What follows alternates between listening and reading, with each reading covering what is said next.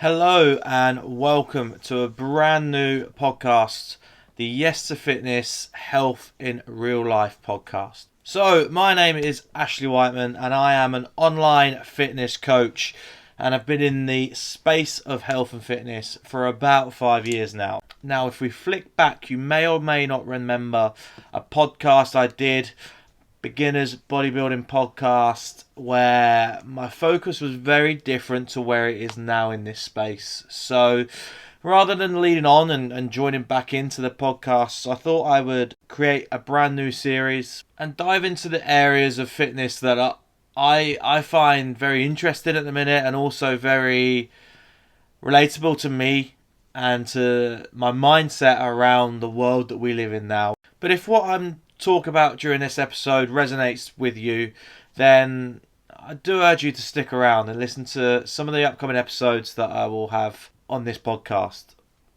So, episode 1, I'm just going to talk very briefly about where I'm at with the personal journey in fitness in this space. 2, why I wanted to get this podcast going. And 3, why it's been over a year since I released anything on YouTube or Spotify. And where that time has been. So, as with any aspect in life, things change, people's situations change, and that ultimately leads to priorities and routines to have a shift. For me personally, I was very deep into the bodybuilding space, pushing myself to limits, extremes, huge discipline, commitment, and that all kicked off during the time of 2020, 2021, where we had less restriction on ourselves, as in we had no responsibilities. We had to be nowhere because we couldn't go nowhere. We had all the time in the world. We had excuses under the sun as to why we could put things aside and focus on going balls to wall with one certain thing, and that chosen sort of subject was bodybuilding for me, and I was able to access a gym at home.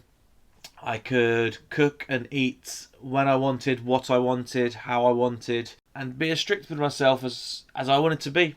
I then focused on that outlook and that perspective with clients and had success doing that, taking people to shows.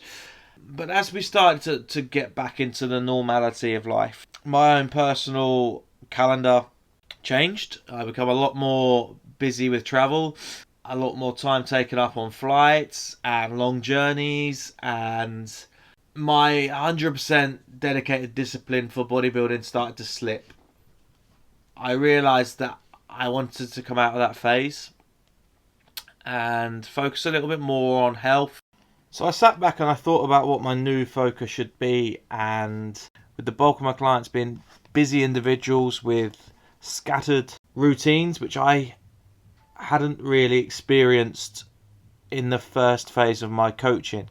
So with that, I shifted my focus to understand what their struggles may be, why they find it difficult, and integrated different sessions that sometimes didn't require all the gym equipment that I was used to. Maybe got into some running and found other ways that I could keep active and eat on the go to maintain a good physique and find ways that I was able to lose weight on the go rather than just look for the 100% disciplined, lean or bulking, trying to add as much muscle as possible.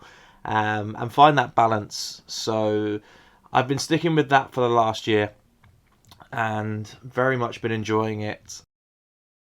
I feel like people's struggles changed as well as we came out of that phase, and that people were neglecting their bodies and really just lost focus of where to go. The social media world took over. People were using more eye-grabbing attention rather than actually talking about a subject and winning people over to join coaching or apps by fad diets and eye-catching exercises that could be done anywhere, but ultimately were very much a face for me of grabbing attention and not actually sharing the whole story, which we'll go into for episodes.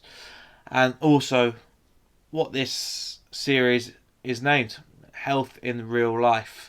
I feel like for me that the social media world that we live in now has created a lot of divide in health and fitness. It's created a lot of untrust in health and fitness.